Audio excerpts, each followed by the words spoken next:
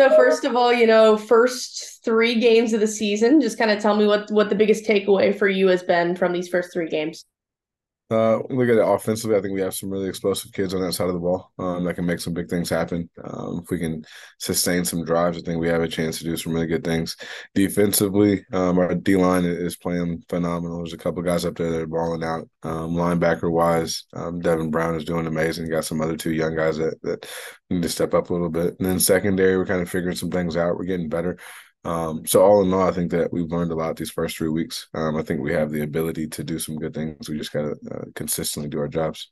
When I talked to you in the off season, you seem to really like the vibe of this group, the chemistry of this group. How has it been since the season's been going here, a few games in now?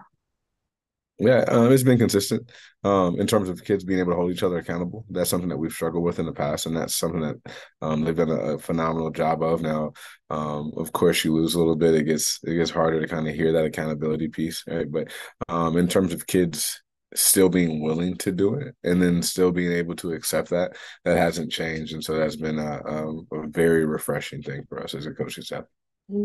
Carter Holiday, he's had a heck of a start to the season, seen a few great plays from him. What have you liked that you've seen from him, and where do you think maybe that he could even grow some more? Yeah, the one thing Carter's ability to run the ball has improved tremendously.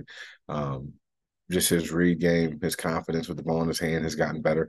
So, as he continues to run, we're just hoping that his arm can catch up with his legs. We can continue to make good reads. Right now, I think he's kind of used to getting those big plays. Right, so if we can understand that we can take some short things underneath, and we don't always have to rely again on that big shot, that will be a little bit more consistent. And so, just working those things with him, and he understands that, and that's something that he's been actively working on. How do you feel like he's been connecting with some of his weapons? We just had a Play of the Week nominee, Tion Milo, and some of the guys he has around him. How do you think he's been connecting with them? He's done a phenomenal job. Like I said earlier in the beginning, we have some playmakers on the edge between Tion, between Lucas Murray, between Brock, and then a litany of other guys on the edge that have been stepping up. Zach Wright has been out there on the edge. He's also been a running back for us. Kenyon Collins has come in as well. So there's a lot of kids back there that he can distribute the football to. And I think once he kind of to truly understands that not everyone has to go 40 yards down the field to make something happen. Sometimes you can give the ball to Tion like in Elias, 2 yards behind the line of scrimmage, and he can pick up 56. So again, just once he gets more comfortable with checking the ball down, I think things will continue to improve. Well, I know a lot of your guys are getting college interest, but want to touch on Brock. I've seen a lot from him. Getting a lot of attention on social media. How cool is it to see that for a kid like that? Obviously, multi-sport athlete, seems to be a very active kid. It's awesome, especially when you get to know Brock and you know just how to say it politely, right? Because it's a football thing, but that kid's a really sweet kid, right?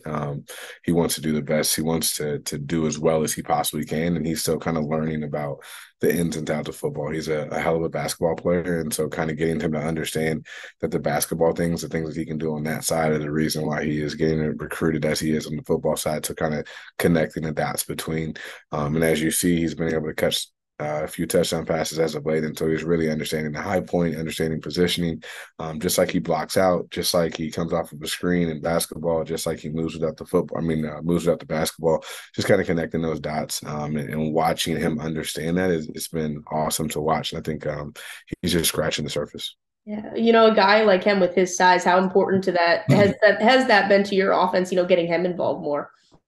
It's been crucial when you have a kid like that that can line up as a tight end who has the size and the speed that he does. It's a mismatch on a lot of different levels, and so I think his ability to line up as a tight end has opened up some things on the edge for Lucas. It's opened up some things for Tion, and if they can continue to work in conjunction, then all three can continue to have a great year. Well, I want to talk about the game of the week. Obviously meeting up with Battle. How fun is it to have these crosstown rivalries, especially obviously a newer one like Battle has been? Yeah, I think it's just huge. I was talking to the radio. At the end of the day, when you come down to having emotions, I think that's really what brings it together. Herman and I worked together at Battle for several years, and so there's a lot of emotions on that. He has several coaches on that staff that I've coached or played with, and so there's emotions when it comes to that, and then just the emotions that our kids have in terms of being in town. They play basketball against these kids, they run track against these kids, and so again, anything or anytime that you add that, it just kind of heightens things and makes people more aware about what's going on. Well, I wanted to touch on your relationship with Herman. Obviously, I'm sure you've been focused on what's been going on with you guys, but what do you like that you've seen about what he's been able to do with his group? Bring a lot of tradition, it seems like, back to Battle too. He is. It's kind of watching like a highlight reel of the old school days, watching him come down the walkway. The coolest thing, and it hasn't manifested yet because it's one of those things that are later on, and I'm kind of spilling the tea for him. But the John Dentra Award, the Heather Morris Award, the Rovan Blanco Award, get goosebumps thinking about it. Those are people who are I mean, just huge impacts to that program. And so bringing those things back so those kids understand the tradition, understand the history, that's huge going forward. It's something that if your kids don't really understand where they've been, it's hard to understand where you're going. So for him to tie those things back into it is going to be huge for his program. Schematically, what do you see from his team? What's the biggest thing you guys have to look out for? Yeah, he has some threats. He has some playmakers on the edge. DeQual Wright is awesome. I love going against that kid. He's a hell of a competitor. Marshall's a hell of a back. Fernandez is doing a hell of a job of getting the ball out of his hands, and then his O line is massive. So when you have size, yeah, that quarterback can really feel comfortable back there. And then just defensively, their linebackers, Jackman and Brown, are awesome. Those kids fly around. They're physical. They're leaders. They play the game how you want a linebacker to play the game.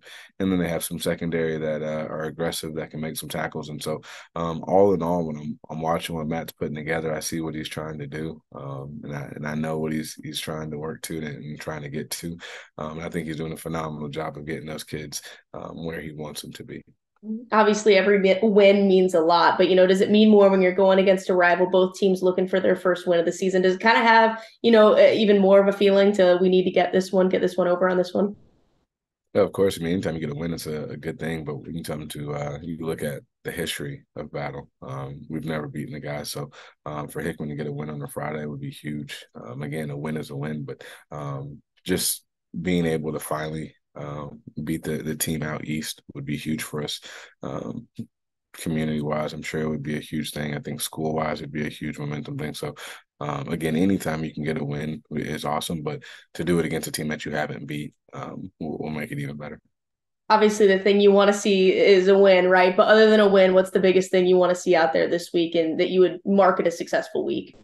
Yeah, that's a great question. Really improvement. We look at how we performed against Cap City last week defensively. We didn't tackle well. We didn't do fundamental things well. So if we can force turnovers, something that we struggled with the past 2 weeks, if we can tackle a lot better. If we can rally to the football things that we haven't done, then that would be a success on defense.